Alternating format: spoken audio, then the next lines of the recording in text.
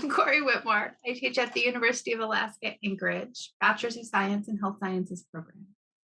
So I teach public health and program evaluation classes and a health policy class. I'll be talking about health policy a little bit later. Um, and I live and work in Anchorage, Alaska. I am not an Indigenous person, but I am part of an Indigenous family in that both my partner and our children are enrolled members of the Kalwangan tribe of Unalaska Island. So I am just someone who is trying to understand land acknowledgement and figure out how to promote equity in the work I do. And so, in the process of figuring out what that looks like, I realized there were some principles that I could potentially talk about with other people that they might find useful. And this presentation is just those things that I realized along the way and that may be useful to others. I hope you will take what appeals to you from this presentation.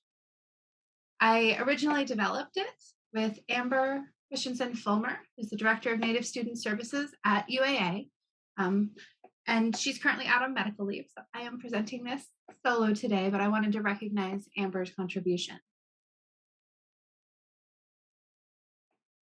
So here's the land acknowledgement I give in my classes and the other presentations I do in Anchorage. The University of Alaska Anchorage's main campus is located on the traditional unceded homeland of the Kinaatna, or the Indigenous people of Newty, today Knik Arm. Chester Creek, which runs through our campus, was the site of fish camps where residents harvested food for 10,000 years before development interfered with the salmon return. Today, the Kinaatna people are members of the Eklutna and Knik tribes. We acknowledge their stewardship of this land for generations and say Chinan, which is thank you in the Dena'ina language. So this land acknowledgement was one I put together using a lot of publicly available information. Here's the version I use online. So when I'm teaching online or doing other kinds of presentations where I'm not there to deliver it, you'll notice it's the same text and the same photo. And that is actually a picture of Chester Creek running through campus. That's the spine, that lit section behind it, between the student union and I think the engineering. So I like it because it's a picture of Chester Creek and the campus together, acknowledging that relationship. So I wanted to do this well. Still not sure I've managed it, but when I decided to start using land acknowledgements, I wanted to make sure that I was doing, what I was doing was better than doing nothing. And so I connected with several of my Indigenous friends and colleagues and had conversations with them about what makes a land acknowledgement meaningful, what makes a land acknowledgement harmful. There are those out there. What makes a land acknowledgement something that they're happy to see. And here are the principles that I came up with in these conversations with Amber Fullmer and Kat Milligan-Myrie and Eric Carlson and others who really contributed to my thinking around. So there are 6 guiding principles that came out of that. The first is to do no harm. The second is to recognize the strengths of Indigenous people. We also want to recognize history and talk about the present. Indigenous people are not ancient history. They are part of our present. They are part of our community. They are our friends. They are our family. They are my students. They are my colleagues. And so talking about them in the present tense is both important and also just accurate. I always want to focus my land acknowledgements and all the work I do on allyship, not ownership. Acknowledge Indigenous people's stewardship of the land. And then I think it's important to do your own homework. Rather than asking Indigenous people to do the work of creating a land acknowledgement for me, this is one I put together. So when it comes to emphasizing, I'm going backwards a little bit. So when I first say that we need to do no harm, there is a lot of history that includes trauma and colonization and the recent history of Indigenous people in this area. And so when I do my land acknowledgements, my goal is not to focus on those traumas. I don't want to re-traumatize anyone in the room, particularly people who are from groups who were traumatized by my ancestors, the settlers that I'm represented by. So my goal is always to be accurate to acknowledge that history is complex and that there has been that trauma, but not to focus on trauma. In doing that, I also recognize the strengths of Indigenous. Alaska has a very inhospitable climate many months of the year. And so recognizing that this is people who have survived and really thrived in this climate for tens of thousands of years acknowledges that strength. They're also a strong group now as well. And there's some really interesting things happening in Alaska and in other places. Annette highlighted some Indigenous art that's happening. There's also policy making and education and lots of really fascinating, admirable things that you want to acknowledge. Here's where we recognize history and talk about the present. As I mentioned a bit ago, Indigenous people are still here, and actually Indigenous people from many places, or whose families are historically from many places, are in Anchorage today. And so I want to recognize that, talk about the history of this land, but also talk about the present of this land and the people who are living here. Focus on allyship, not ownership. This is one where well-meaning, middle-aged white women like me can sometimes get a little carried away. And so I try and recognize the limits of what's mine. I bring my own feelings and my own desire to do this well, but intent isn't the most important thing about what I do. And so I need to recognize that. I need to be open to feedback, including critical feedback, and do the things that orient me as a helpful ally in the community rather than someone who makes it all about me. I think we've probably all seen the land acknowledgement that starts with the person really focused on themselves. Here's my history. Here's how long I've been here.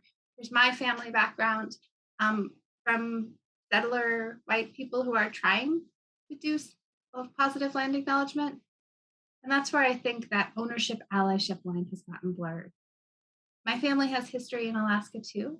You'll notice that's not something I talk about in my land acknowledgement. It's not centered on my experience. It's centered on the Indigenous community that I'm trying to acknowledge here.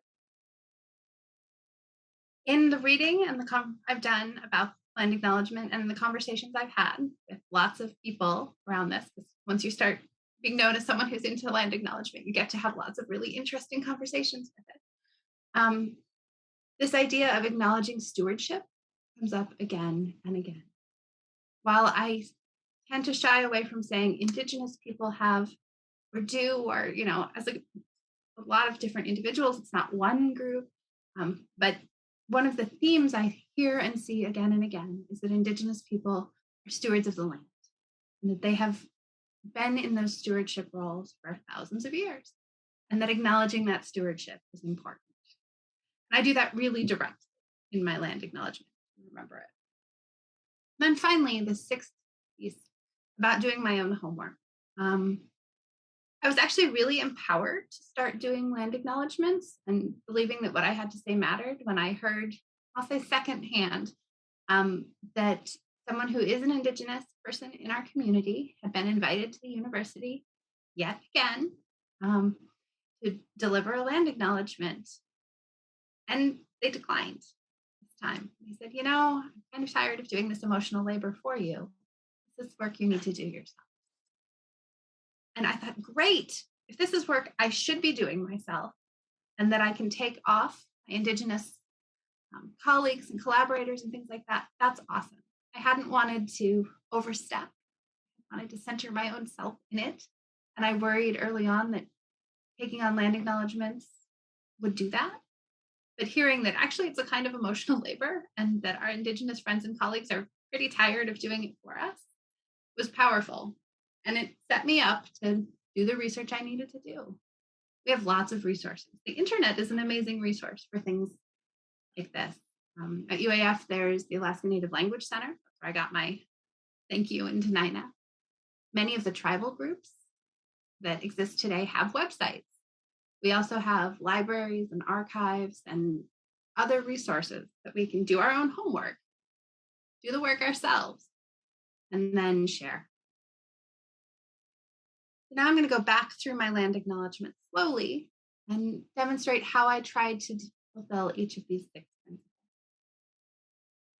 So the first paragraph, the University of Alaska Anchorage's main campus is located on the traditional unceded homeland of the Kinaatna, or the indigenous people of Newt. Chester Creek, which runs through our campus, was the site of fish camps where residents harvested food for 10,000 years before development interfered with the salmon return. There I'm trying to emphasize the strengths of indigenous people and recognize history. So I'm talking about the fact that this is traditional unceded homeland, that Chester Creek was the site of fish camps, and that people lived here for tens of thousands of years where they were able to feed their family. I also am acknowledging sort of the unfortunate history here, which is that this is unceded land.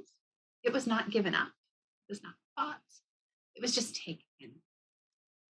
And it's important to recognize that. Similarly, development has interfered with the salmon return.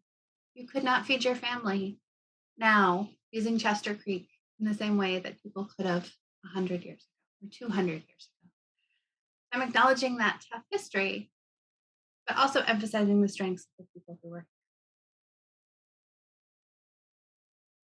I talk explicitly about the present. Today, the Kinaatna people are members of the Eklutna and Knik tribes. They were here and they are here, as are indigenous people from many other places around Alaska, around the United States, and around the world. I acknowledge stewardship similarly.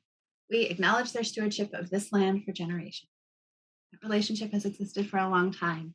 It's an important one, and I want to speak directly to it.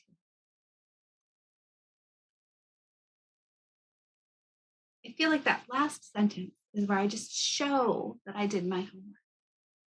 And I say Chinan, which is thank you in the Dena'ina language, and I'm an academic, can't help it, share my sources.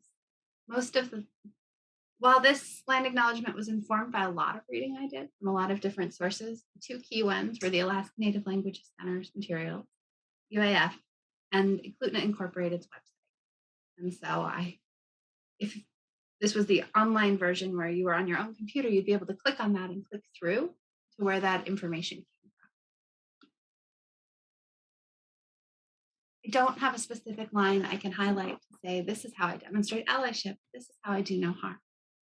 But I hope that I have demonstrated allyship. And I hope that I have done no harm in this. I'm open to feedback, and I've gotten some. This is a new and improved version.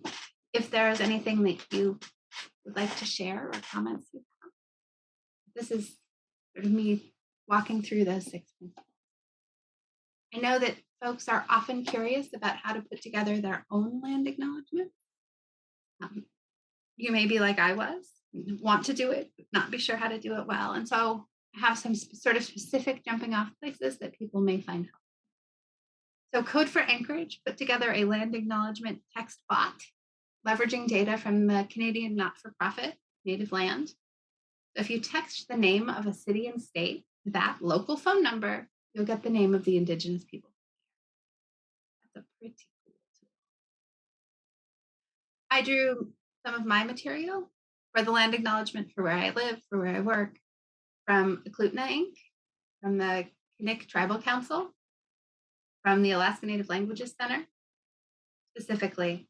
I also think the Native movement and First Alaskan sites are useful for understanding what indigenous experiences are and have been like in Alaska. Those are resources I share.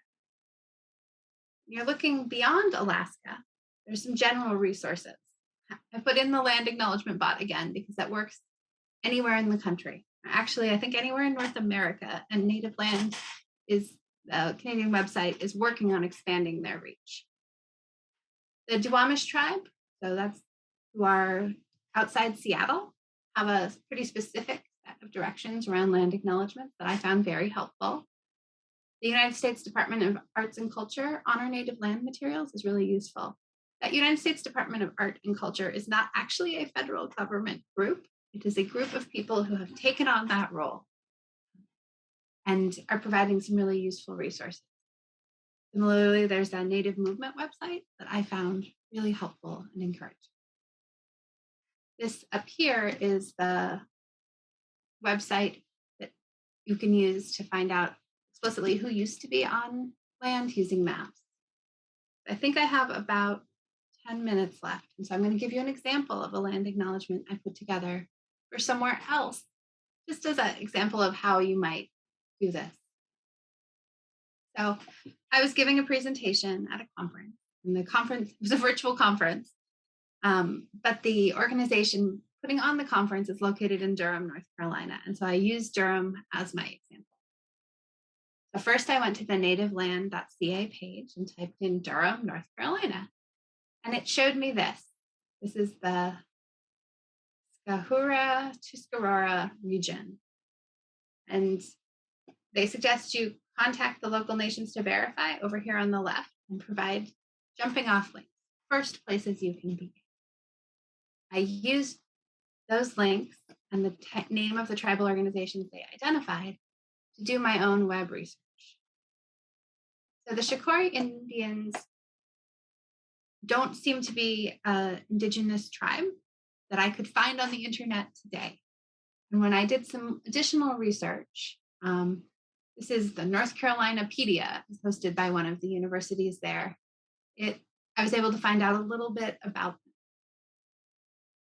The Tuscarora Nation of North Carolina is a vibrant tribal group that exists today and has a pretty fun webpage, actually, as you can see from these different screenshots that I put up here.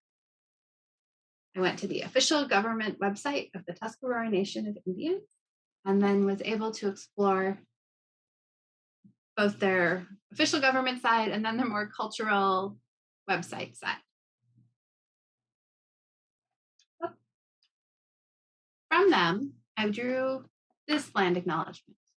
The Lilly Conference's main office is located on the traditional homeland of the Corrie and Tuscarora people, who've been in North Carolina since before the 1713 to 1715 Treaty of Peace brought them under the white government of Governor Thomas Pollock. The Tuscarora Indians were federally acknowledged under the 1934 Federal Indian Reorganization Act, and today members of this tribe identify as the Tuscarora Nation, where they are working today to create a better tomorrow, which is Ekwayu in the Tuscarora language. I acknowledge their stewardship of this land for generations and say Niawe, which is thank you in the Tuscarora language. So the information that's in this land acknowledgement comes largely from the Tuscarora Nation's website. And I did that intentionally because that is an outward facing way for them to communicate who they are. And I feel like it's most respectful for me to amplify what they want other people to know about them. And so while normally I wouldn't have started by talking about when a group came under the white government, that's something that they think is important to who they are and that they share. And so I shared it again here. Similarly, a lot of that language is just drawn directly from there. I wanted to talk about today as well. So today, members of this tribe identify as the Tuscarora Nation. They're working today to create a better tomorrow. So that's that strengths-focused, present-focused piece of this.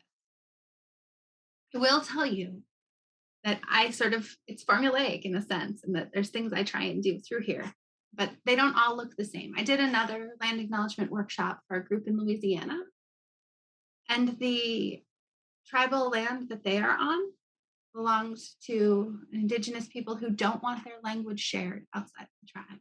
So I just said thank you in English. That's my language. Because they are specifically trying to revitalize their language within the tribal community. They're using Rosetta Stone and they're teaching a Head Start program for children of their tribe in their language, but they don't want outsiders using it. And so the most respectful thing I could do was not use it. So it's a formula, but it shifts based on what we find. I also want to highlight that doing a land acknowledgement is a first step. It's important to think about what the next step is. For me, I'm an instructor, so it's linking my course material to Indigenous people's past and present experiences. I teach public health, so I talk about health disparities. I talk about what the tribal health system is in the state of Alaska and how the Indian Health Services is funded, along with how other health services are funded by the federal government. So I link it explicitly to my course material. If you're not teaching in directly the same way, you may choose to make different links by highlighting who your organization serves, by highlighting the other links you have to Indigenous communities. And it will look different for everyone. I just want to highlight that land acknowledgement, in the absence of a more social justice focused or Indigenous connected piece, is a little shallow. So that next step can be really important. So I want to acknowledge that my presentation was informed by many of the Indigenous faculty members, community members, and students I work with, and that I really value the wisdom they brought to this presentation and that they were willing to share it with me. Anyone have any questions or comments for me at this point? Anybody still out there?